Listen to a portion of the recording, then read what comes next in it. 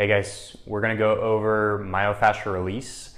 So just talking about the basic principles behind this technique, why we're doing it, certain things to look out for, that kind of thing, so that you can apply this technique to any area of the body, any area with soft tissue that you want to release, okay? So the two main reasons that we do myofascial release for our purposes here are going to be, for one, to decrease pain.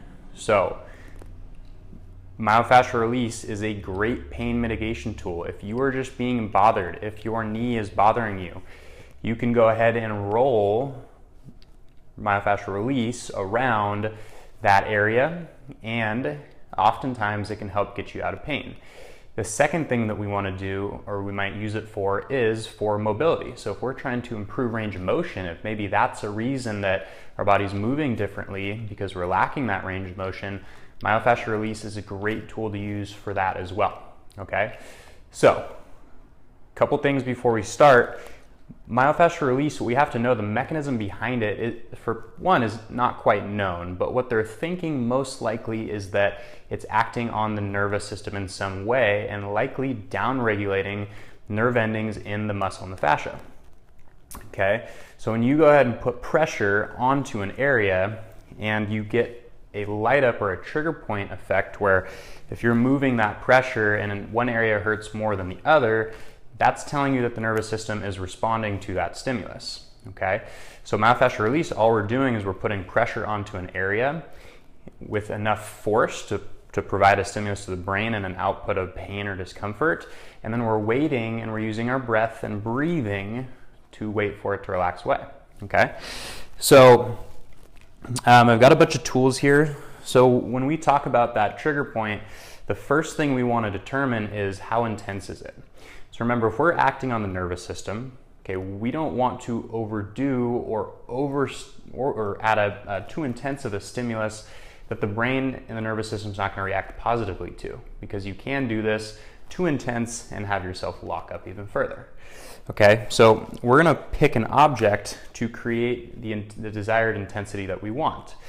The ways that you can change this are, for one, surface area. So a larger surface area, like this foam roller here, would be less intense, whereas if you move down to a smaller surface area like this green foam roller, would be slightly more intense. You're decreasing the surface area, you're getting a more pinpointed pressure point.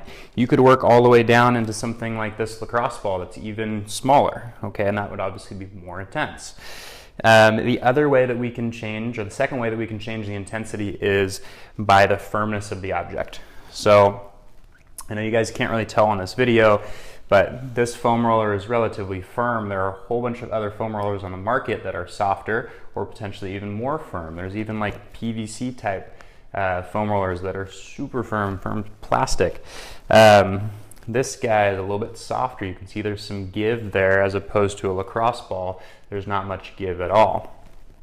So the softer the object, the less intense the treatment's going to be. Okay, and then the third way that we can change the intensity is based on our body positioning. So you'll understand this a bit more in a second, but if we are putting our pressure onto an object, so let's just take this foam roller for example. If I'm going to roll my IT bands, okay, and I'm moving along and I go, okay, there's a trigger point, I can change how intense this is based on my body positioning. So right now my top leg is over and I'm actually reducing some pressure. I'm pushing off the ground with this right foot and with this elbow, and I could even further, add some relief by adding this little pressure on the ground with this hand and pushing myself away from the roller, okay? If I needed more, I could maybe take this hand off the ground, stop pushing away from the ground with that hand. I could even go ahead and stack my legs on top of each other.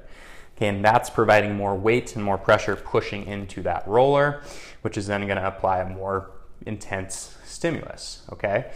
In terms of intensity, we really want to be working more towards a moderate intensity with whatever object and firmness or body positioning that we're using. If it's not moderate, and you'll get good at this, understanding what's too much and what's too little. But a real quick tool to know if it's too intense is, can we take a deep diaphragmatic belly breath for about 3 to 4 seconds in and 6 to 7 seconds out.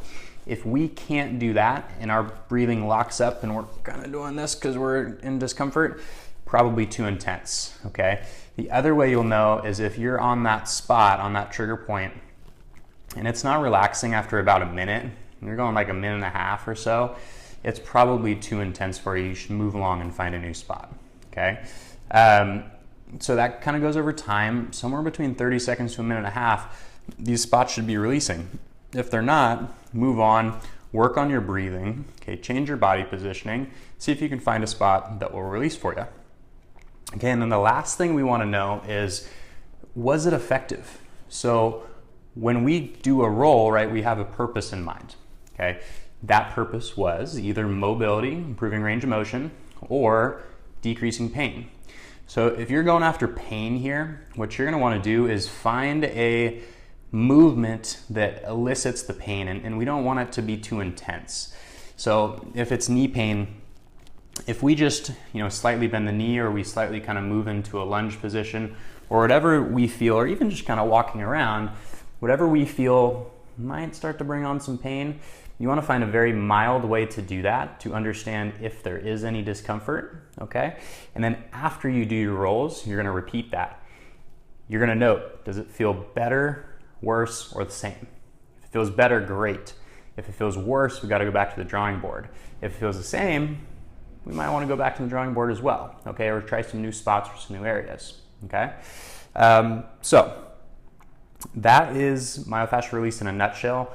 One last note on that, we always want to be on soft tissue, okay?